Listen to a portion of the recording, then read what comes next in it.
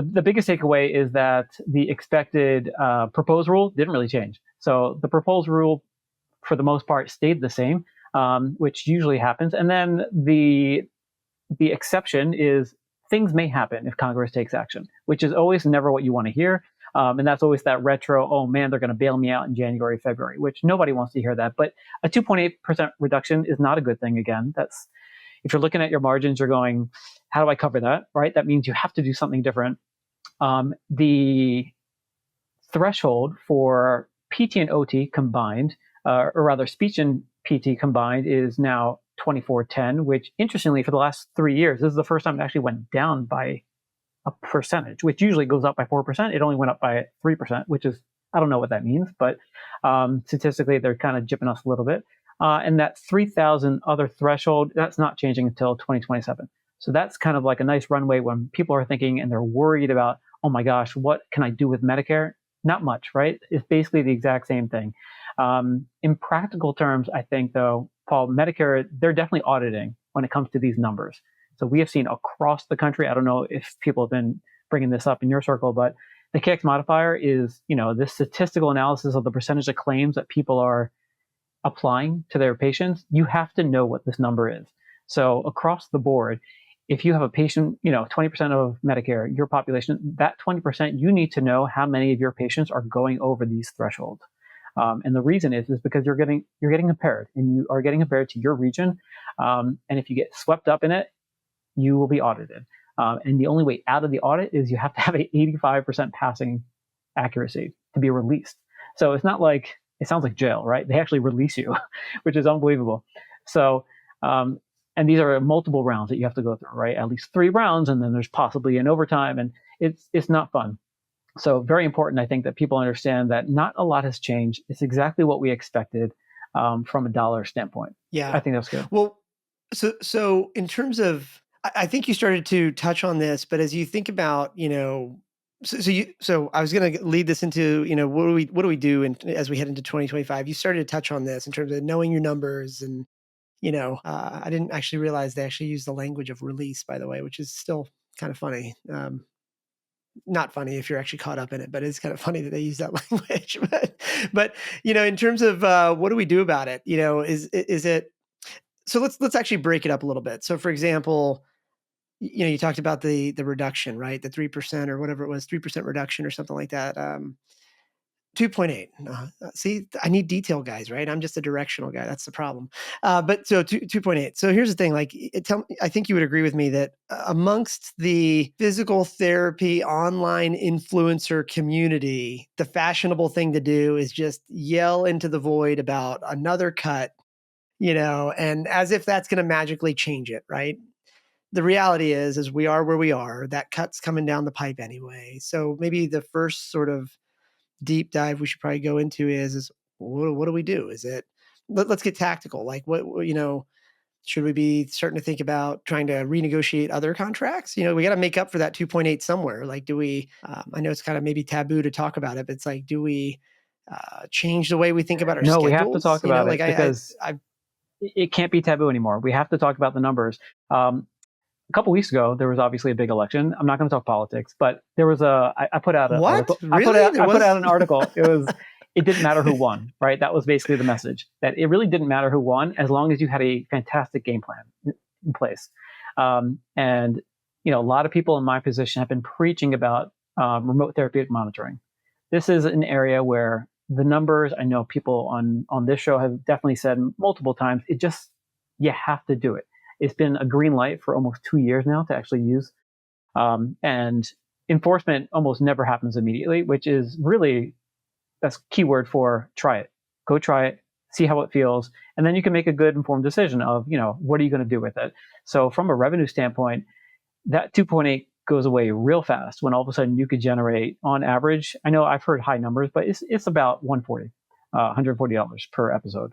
If you actually could apply this to your Medicare population, which automatically solves for that. Just with this, without doing any extra work. We're already doing this work. You could do it in-house. You could do it. I know I've heard different people speak about, people on medical leave or whatever they may want to do. And then when they come back, they want to kind of re-enter the workforce. This is a great way to say, let's leverage what we have. We've already done it during COVID. We already know what to do. Which, by the way, not to go on a tangent, but isn't that amazing that they're taking away telehealth?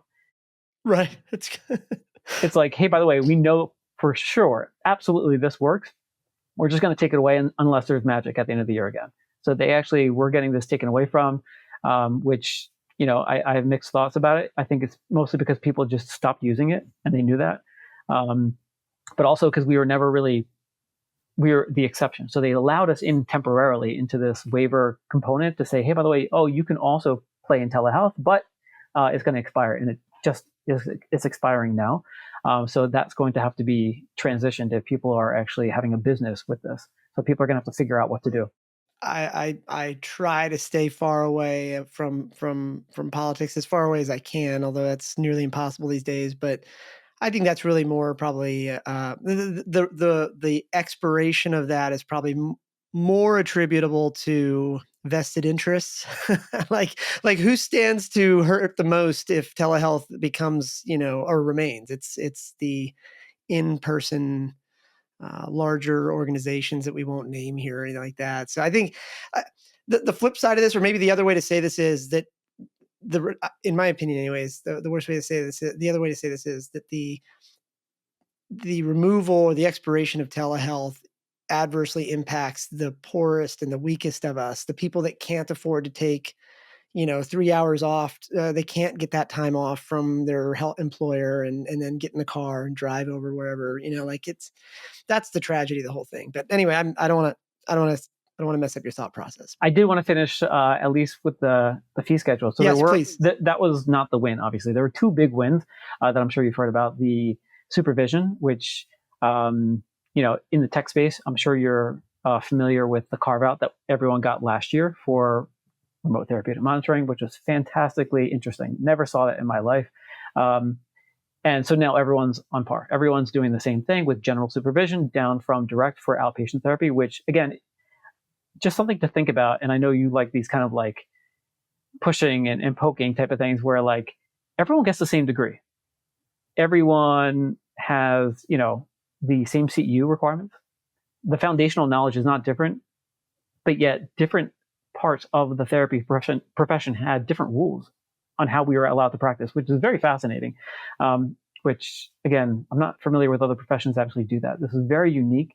And finally, it's been released. So it's a nice big, you could sleep at night. You don't have to worry about this scheduling wise. I know people in terms of staffing, this is huge. This is very significant. You still have state licensure issues that you still have to abide by depending on where you're located.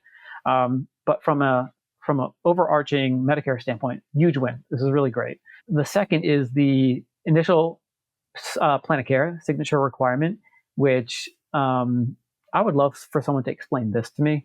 I read it. I understand what they're trying to say. I just don't understand historically how it helps us as a profession. I've spoken to like a lot of administrators who they're not changing their workflow at all. This does not help anyone because it's specific to the initial, right? So it doesn't help on the recertification, which basically says that you could throw out that very, very burdensome plan of care requirement. So Medicare loves going after this. This is one of their biggest, easiest things to audit. Hey, you don't have a signed plan of care on file. We're going to deny. Mm-hmm. So now this goes away, but instead you need a referral.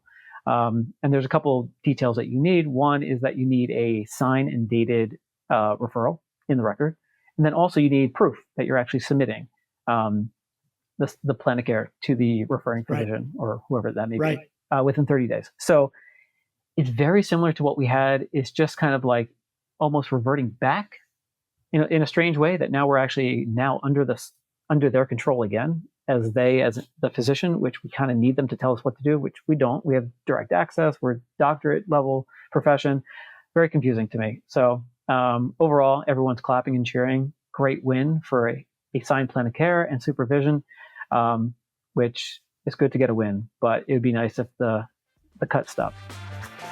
If you'd like to learn more about Strata PT and see how our EMR and RCM works, head over to stratapt.com to book a demo.